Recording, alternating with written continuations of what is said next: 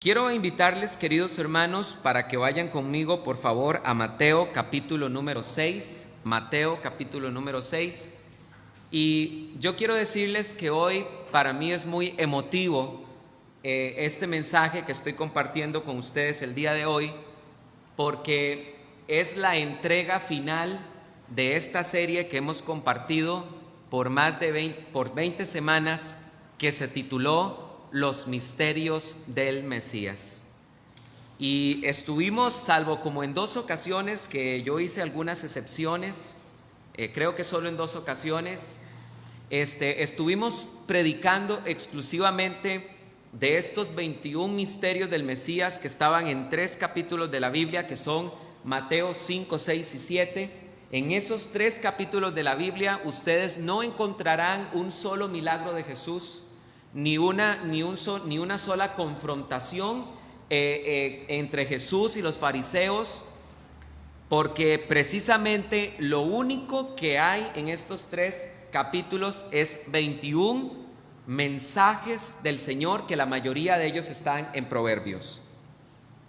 A tal punto que esto es una obra de ingeniería completa del apóstol Mateo, que solo pudo ser guiado por el Espíritu Santo, porque después de que Mateo recopila estas 21 enseñanzas de Jesús, él termina escribiendo estas palabras y dice: y sucedió que cuando Jesús terminó estas palabras, ¿cuáles palabras? Los 21 misterios que había enseñado, las multitudes quedaron asombradas de su enseñanza, porque les enseñaba como quien tiene autoridad y no como los escribas de ellos. Y precisamente hoy el último misterio que nos toca estudiar es el misterio de la ayuda a los necesitados. Pero yo sí solamente quisiera recordarles brevemente que ha sido maravilloso esta serie de misterios, porque en ellos hemos hablado acerca de los pobres en espíritu, hablamos sobre la importancia de ser sal y la importancia de ser luz. La semana pasada el misterio número 20 fue acerca de la ley de Moisés en el Nuevo Testamento. 3 misterios estuvieron relacionados con el perdón, acerca de la ira, acerca de la venganza, acerca de los enemigos. También compartimos el misterio del adulterio, hablamos sobre el misterio del divorcio, el misterio de los juramentos. Hablamos sobre el Padre Nuestro. También compartimos el misterio de dónde hacer tesoros. El primer misterio que compartimos hace 20 semanas, más de 20 semanas, fue la luz de los ojos, la lámpara del cuerpo. Si la luz que hay en tus ojos resulta tiniebla, ¿cuán espesa es la tiniebla misma? Otro de las enseñanzas de Jesús fue la importancia de entender que no podemos servir a Dios y las riquezas al mismo tiempo, porque uno amará a un Señor y despreciará al otro. Hablamos acerca de la importancia de cuidarse con juzgar a los demás. Hablamos acerca del misterio del pedir, del buscar y del llamar. Y asimismo tocamos 4 misterios que estuvieron relacionados con el tema de saber realmente si somos salvos o no. Porque el misterio de la puerta estrecha, el misterio de los buenos frutos, el misterio de la entrada al reino, de no todo aquel que me diga Señor, Señor se salvará, y el misterio de los 2 cimientos, estas 4 enseñanzas estaban relacionadas con personas que cuando el Señor retorne le dirán: Señor, estuvimos contigo, comimos contigo, en tu nombre expulsamos demonios, en tu nombre hicimos milagros y sanamos enfermos. Y el Señor les dirá: no les conozco. 4 misterios el Señor dedicó para este tema. Y el misterio número 21 que hoy nos toca desarrollar, vuelvo a repetir, va a ser acerca de la importancia de ayudar a los necesitados. Pero antes de leer este misterio, yo quisiera contarles la siguiente anécdota, porque está muy relacionado con el tema del día de hoy. Yo tengo amigos que son judíos, mesiánicos, es decir, amigos creyentes en el Mesías, judíos que creen en el Mesías. Algunos viven aquí en Costa Rica, algunos viven en Israel. Y también tengo amigos que son simplemente judíos y no creen en Jesús. Algunos viven acá en Costa Rica, otros viven en Israel también.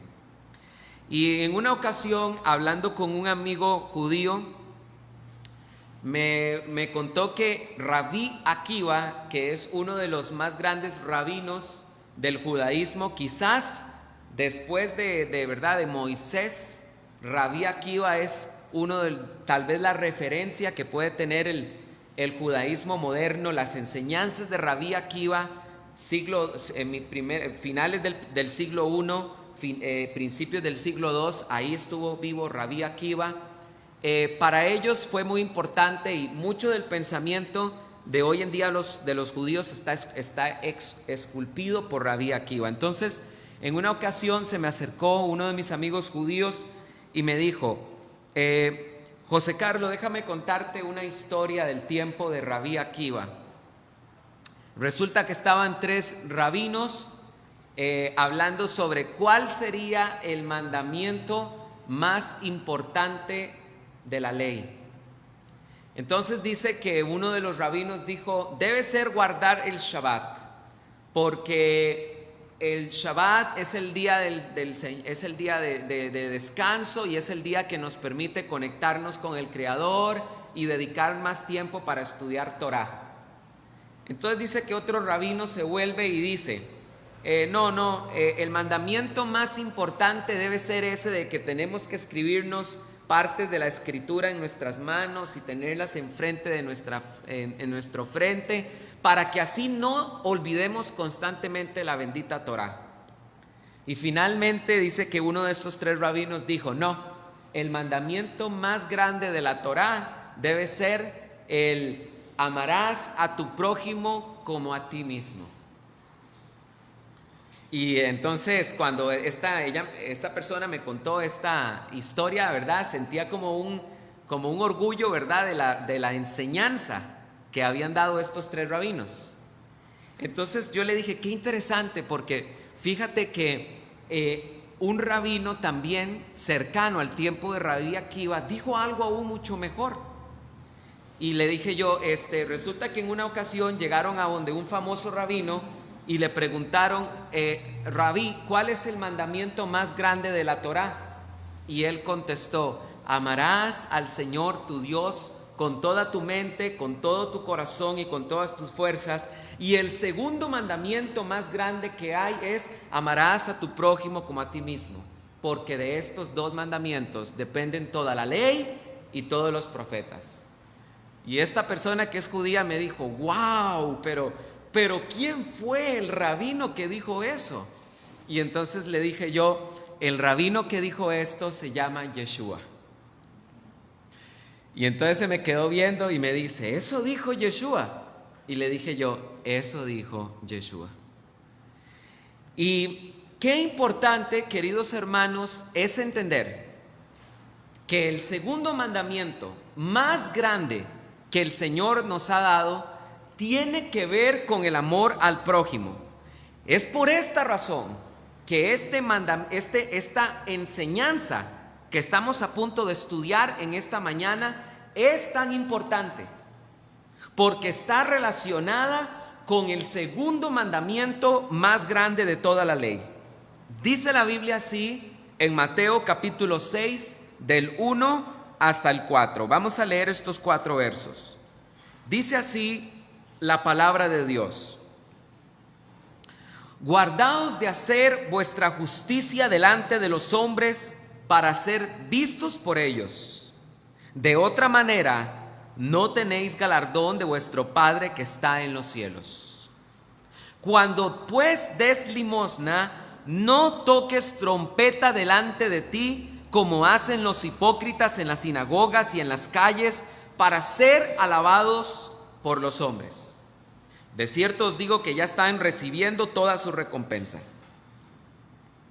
Pero tú, cuando des limosna, no sepa tu izquierda qué hace tu derecha, para que así tu limosna sea en secreto, y tu Padre que ve en lo secreto te recompensará. Quiero decirles, queridos hermanos, que lo primero que tenemos que aprender de esta historia, esta enseñanza que el Señor Jesucristo nos está dando, lo primero que tenemos que aprender es esto: Dios detesta los espectáculos. Dios aborrece los shows. Qué interesante que después de la pandemia, muchas de las grandes mega iglesias, no estoy diciendo, no es que esté queriendo decir que toda mega iglesia es una iglesia que carezca de sana doctrina, pero nadie puede negar en este tiempo que muchos de estos grandes apóstoles, ¿verdad? Entre comillas, grandes apóstoles que llegan a reunir miles de personas, muchas de estas personas simplemente les rodean las multitudes porque solo predican evangelio de la prosperidad. Qué interesante que después de esta pandemia muchas de estas grandes iglesias no pudieron seguir con sus circos y con sus espectáculos. Dios detesta estas cosas, queridos hermanos, y lo primero que el Señor nos está diciendo es que nos guardemos de hacer el bien y querer hacer un espectáculo.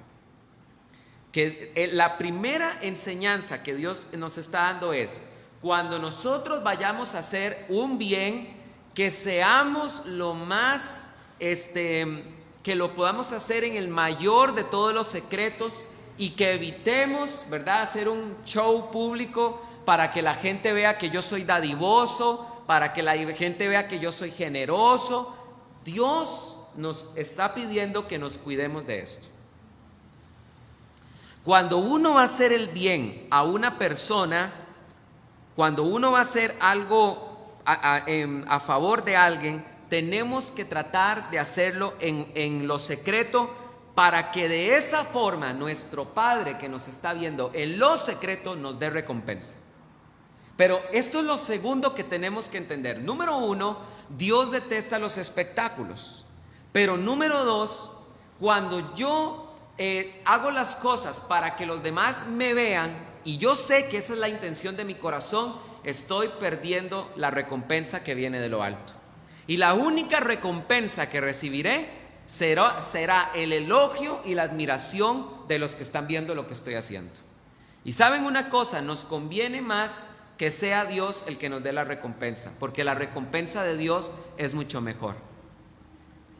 Yo quiero decirles, queridos hermanos, que nosotros tenemos que entender lo siguiente. Miren, vean qué interesante esto. Muchas veces nosotros en nuestra vida contamos con la bendición de tener trabajo, o contamos con la bendición de tener un negocio propio. Dios nos ha bendecido con dinero para poder sufragar nuestros compromisos, pagar el agua, pagar la luz, pagar la comida, e inclusive muchas veces queda pues para poder darnos ciertos lujitos, ¿verdad? De ir voy a ir a comer a un lugar, a un restaurante hermoso, voy a ir a un hotel, voy a hacer un viaje dentro, fuera del país, voy a comprarme un mejor carro, o voy a comprar estas cosas. Muchas veces tenemos en nuestra vida esa clase de bonanza y de bendición, pero en medio a veces de esa situación, ¿saben ustedes una cosa? Que nuestro aporte a la obra del Señor es esto: un gigante cero. Muchas veces, a pesar de que hemos recibido tanta bendición y tanta bonanza del Señor, si nosotros nos pusiésemos a ver cuánto yo aporto a la obra del necesitado, mi número es cero. Y yo quiero decirles con mucho amor que si esta es la situación de nuestra vida, eso está muy, pero muy, pero muy mal. Mal. Está mal. Porque a veces nosotros pensamos que la gente puede darse cuenta que yo soy cristiano porque yo sé griego, porque yo sé hebreo, porque sé mucho de escatología, porque sé mucho de teología veterotestamentaria, es decir, la teología del Antiguo Testamento, o porque sé mucha teología neotestamentaria, la teología del Nuevo Testamento, o porque toco un instrumento musical, o porque canto, o porque presto cierto servicio a la iglesia. A veces pensamos que esa es nuestra carta de presentación como cristianos, y todo eso es bueno delante del Señor, pero nunca somos más cristianos cuando nosotros amamos a nuestro prójimo y nos recordamos de la necesidad de nuestros hermanos, porque el Señor nos ha llamado a amar al prójimo, y dice la Biblia en 1 de Timoteo capítulo 6 que cuando nosotros vayamos a hacer el bien, sobre todo primero lo hagamos a los de la familia de la fe. Y esto es algo que yo quiero que nosotros podamos reflexionar. Vuelvo a repetir, a veces tenemos tanto, ¿verdad? Tanta bonanza, tanta bendición, y la pasamos bien. Vamos a comer acá, vamos, y que vamos mañana también, vamos, ¿verdad? Y pasa todo el mes y yo ni siquiera reflexioné y pensé si acaso tal vez habrá alguna necesidad en alguno de los hermanos de la congregación. A veces ni nos pasa por la mente. Y este mensaje del Mesías hoy nos está recordando que el Señor nos está pidiendo que no nos olvidemos de la ayuda a los necesitados. Una iglesia que no se preocupa por la ayuda de los necesitados es una iglesia que está cojeando, porque toda iglesia que camina bien es una iglesia que no se olvida de la necesidad de los demás. ¿O acaso no es el segundo mandamiento más grande que el Señor nos ha dado este? Amarás al Señor, amarás a tu prójimo como a ti mismo. ¿No es acaso esa el segundo mandamiento más grande que el Señor nos ha dado? Nos preocupamos por no pecar, ¿verdad? Y combatimos contra eso, y eso está muy bien. Y nos preocupamos por bendecir al Señor de muchas maneras, ¿verdad? Voy a servir al Señor con mis dones y mis talentos, y eso está muy bien. Pero no podemos olvidar que este tema es el segundo tema más importante de todos. Ahora, déjenme contarles, queridos hermanos, unas anécdotas que conté el día de ayer. Miren, yo creo que nosotros tenemos que entender que algo que también nos debe de importar es siempre tratar con dignidad a todas las personas. ¿Saben ustedes, queridos hermanos, que el Señor nos libre de cometer el error que Santiago, cuando escribe a las 12 tribus, Santiago menciona que tengamos muchísimo cuidado con hacer acepción de personas, porque a veces en la iglesia a la persona que aporta mucho económicamente, a ese lo recibimos bien. A ese hermano es VIP, sepáreme en la mejor silla, por favor. Pero a la persona que es humilde, a veces la tratamos de lejos, y es precisamente Jacobo, el obispo de Jerusalén, el que nos dice que tengamos cuidado con eso, porque vean lo que dice la Biblia en Jacobo, o Santiago, como está en la Reina Valera, Santiago capítulo 2, versículo 1. Vayamos ahí, por favor. Santiago capítulo 2, versículo 1. Los que tienen la Biblia textual, está en la página 1250. Y hay algo que les quiero decir con respecto a la carta de Jacobo. Por supuesto que nosotros tenemos que aprender de la carta de Jacobo, pero nunca se les olvide esto. La carta de Jacobo es una carta judío-mesiánica, no fue una carta escrita para los gentiles. ¿Oyeron bien lo que les dije? Porque en el Nuevo Testamento, de los 27 libros que tenemos en el Nuevo Testamento, tenemos que entender que algunos fueron escritos exclusivamente para los judíos mesiánicos. Ejemplo, Santiago. Ejemplo, Primera de Pedro. Ejemplo, Hebreos. ¿Cómo comienza Santiago 1:1? Nada más quiero recordarles: Jacobo, esclavo de Dios, y el Señor Jesucristo a las 12 tribus que están en la diáspora. Es muy importante que nosotros siempre recordemos el contexto de cada carta. No obstante, por supuesto que podemos aprender de esta carta que dice lo siguiente: hermanos míos, no hagáis acepción de personas en la fe de nuestro glorioso Señor Jesucristo. Quiero leer una vez más este verso. Hermanos míos, no hagáis acepción de personas en la fe de nuestro glorioso Señor Jesucristo. Porque si en vuestra sinagoga, ¿vieron la palabra? Sinagoga, ¿verdad? ¿Se dan cuenta cómo se le está escribiendo a judíos mesiánicos? Porque si en vuestra sinagoga entrara un hombre con anillo de oro, con ropa espléndida, y también entra un pobre con ropa andrajosa, y miráis con agrado al que usa ropa espléndida, y dijeres, siéntate tú aquí, y dijeres al pobre, quédate tú allí de pie, o siéntate allí debajo de mi escabel, ¿no serías parciales entre vosotros mismos y os haríais jueces de pensamientos malvados? Oíd, hermanos míos, ¿no escogió Dios a los pobres según el mundo para que sean ricos en fe y herederos del reino que prometió a los que le aman? Pero vosotros despreciasteis al pobre.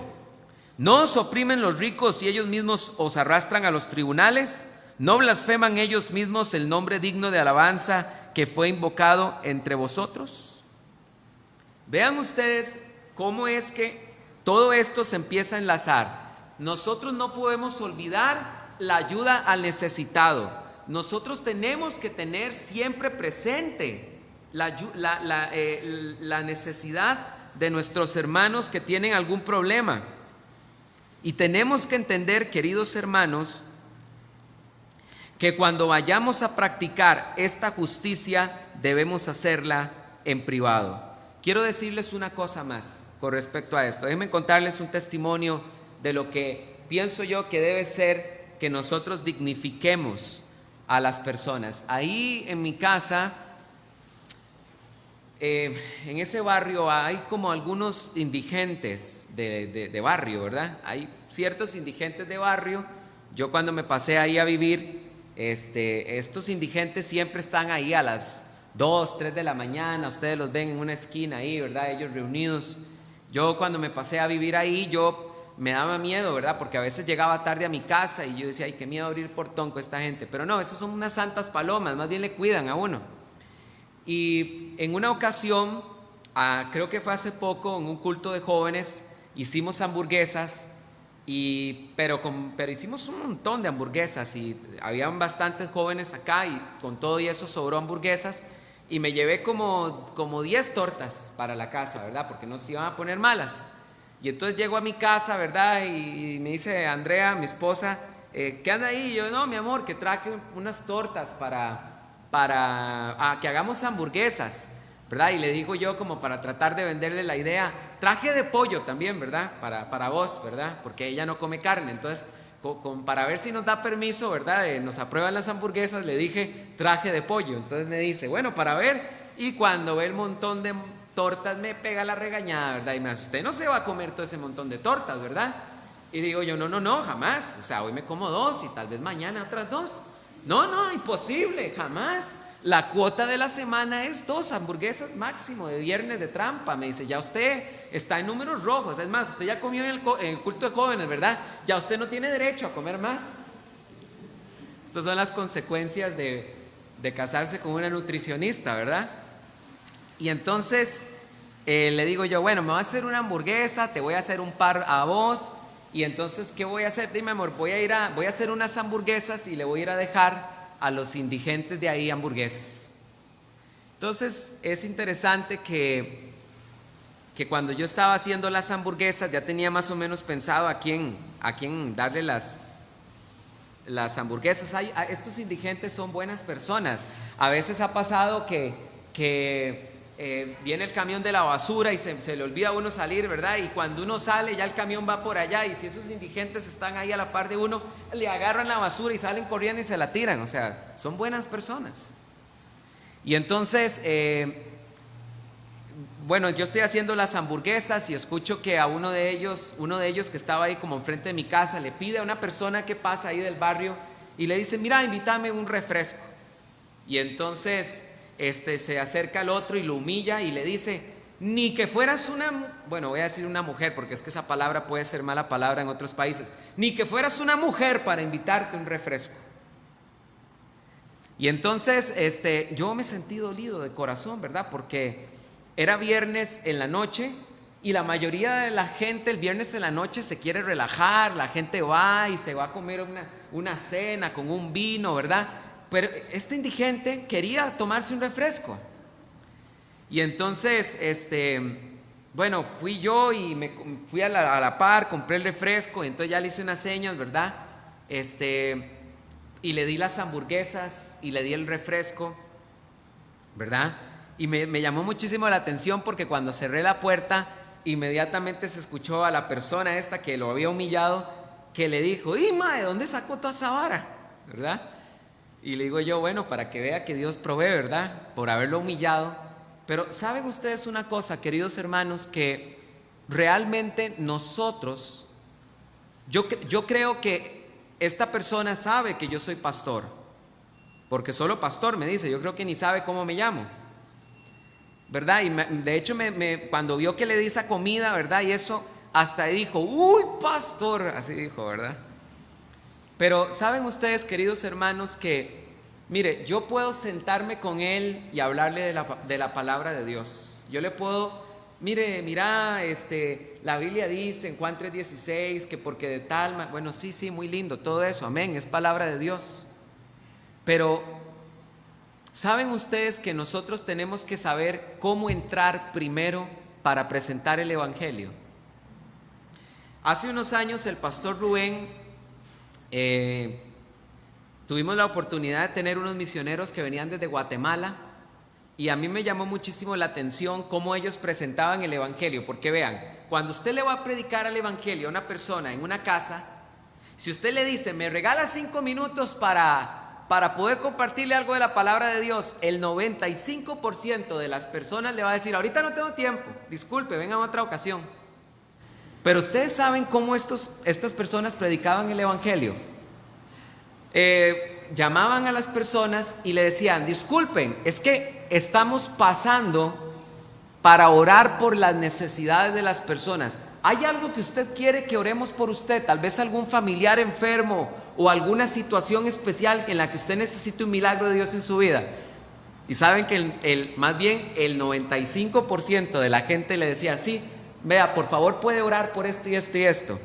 Y cuando el misionero oraba, la persona agradecida por la oración le decía después el misionero, ¿me permite compartirle en 5 minutos algo de la palabra de Dios? Claro que sí. ¿Qué es lo que les estoy queriendo decir? Nosotros tenemos que aprender a tener siempre un preámbulo para presentar el evangelio.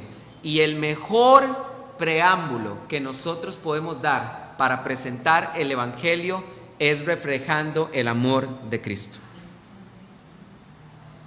¿Lo entienden? Es reflejando el amor de Cristo. Porque nunca somos más cristianos cuando ejercemos la piedad. Y esto, queridos hermanos, es algo que ustedes tienen que aprender. Es algo que tenemos que aprender, porque qué interesante. ¿Cuántas veces, muchas veces cuando nosotros queremos predicarle el evangelio a alguien, no sabemos cómo hacerlo? O no sabemos por dónde empezar. ¿Saben por qué nos cuesta? Porque no hemos entendido que antes de presentar el evangelio se necesita presentar un preámbulo. El apóstol Pablo hacía esto.